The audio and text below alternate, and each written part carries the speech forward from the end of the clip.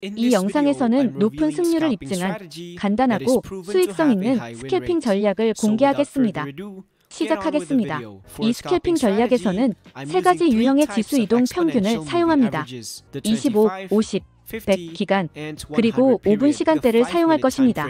첫 번째 단계는 기존의 추세를 찾기 위해 이동 평균선을 살펴봅니다. 그리고 세 개의 선이 모두 같은 방향으로 향하고 서로 분리되어 있어야 합니다. 기억하세요. 이동평균선이 횡보하는 것으로 판단되면 이 같은 조정 시장에는 거래하지 않습니다. 이렇게 서로 교차하는 시장은 피해야 합니다. 반드시 세 가지 지표가 같은 방향에 있어야 합니다. 그리고 캔들의 위치도 중요합니다. 캔들이 25 이동평균선 밖으로 완전히 위치하는 환경을 찾아야 합니다.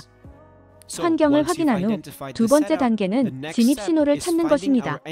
진입 신호는 가격이 되돌아와서 25 또는 50 이동평균선 아래에서 마감될 때입니다.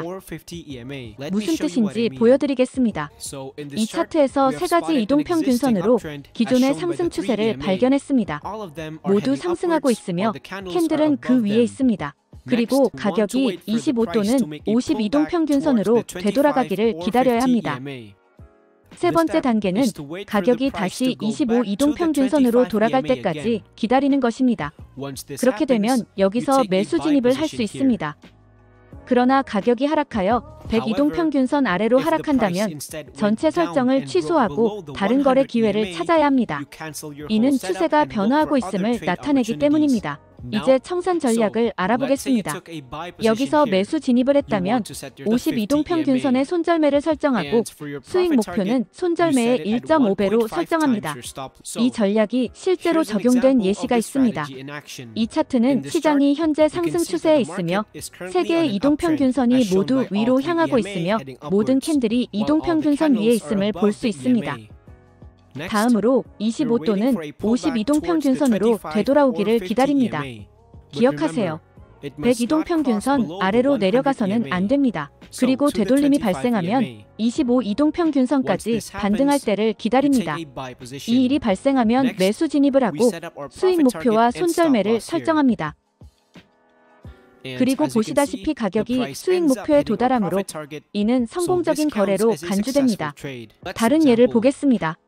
이 차트에서 세 개의 이동평균선이 모두 아래로 향하고 있어 하락 추세를 확인할 수 있습니다. 캔들은 이동평균선 밖에 있습니다. 다음으로 25 또는 50 이동평균선으로 되돌림을 기다리고 있습니다. 반드시 되돌림은 100 이동평균선과 겹치지 않아야 합니다. 그래서 되돌림이 발생하면 가격이 다시 25 이동평균선으로 돌아가기를 기다립니다. 그리고 여기에서 매도 진입을 합니다. 이후 수익 목표와 손절매를 설정합니다. 그리고 가격이 수익 목표에 도달하고 성공적인 거래가 되었을 것입니다. 이렇게 해서 트리플 이동평균선 스캘핑 전략으로 거래하는 방법을 알게 되었습니다. 이제 보너스로 또 다른 수익성 높은 스캘핑 전략을 공개하겠습니다. 이번 전략에서는 RSI, 200 이동평균선, 그리고 장악형 캔들 패턴의 조합을 사용합니다. 전략이 작동하는 방식은 이렇습니다. RSI의 경우 두 값을 모두 50으로 설정해야 합니다. 그럼 RSI의 중간에 하나의 선이 생깁니다. 다음으로 1분 시간대를 사용합니다. 진입 설정의 경우 가격이 200 이동평균선 위에 있고 캔들이 상승 장악형 패턴을 보이고 RSI가 50선 위에 있을 때 매수 진입을 합니다. 매도 진입도 마찬가지입니다. 가격이 200 이동평균선 아래에 있고 캔들이 하락 장악형 패턴을 보이며 RSI가 50선 아래에 있을 때 매도 진입을 합니다. 이제 청산 전략에 대해 알아보겠습니다.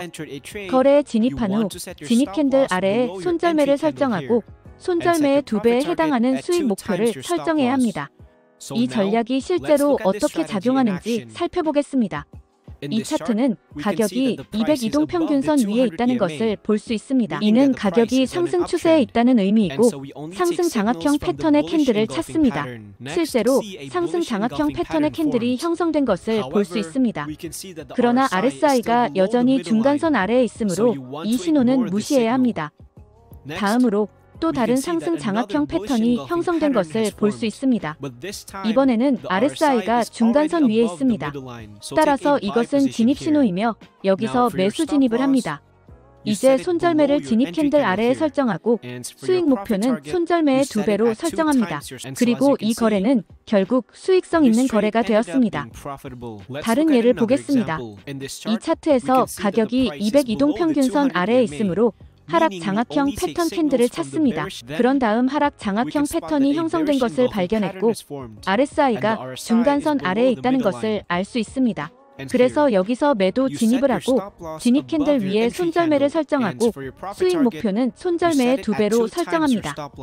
이 또한 결국 수익성 있는 거래가 되었습니다.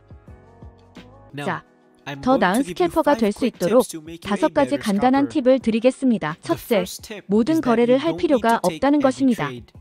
스캘핑을 할 때 여러 진입 신호를 받는 상황이 있습니다. 이런 일이 발생하면 모든 거래를 할 필요는 없습니다. 특히 스캘핑을 할 때는 한 번에 여러 거래를 하는 것이 매우 어렵기 때문에 할 수 있는 거래만 하십시오.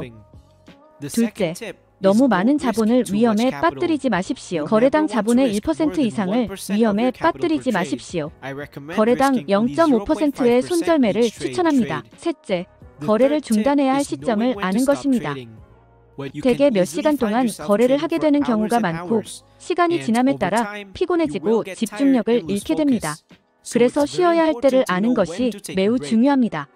시장은 항상 기회가 있기 때문에 진입 신호를 놓칠까 걱정할 필요가 없습니다. 넷째, 스프레드가 작은 브로커를 사용하는 것입니다. 이것은 실제로 매우 중요합니다.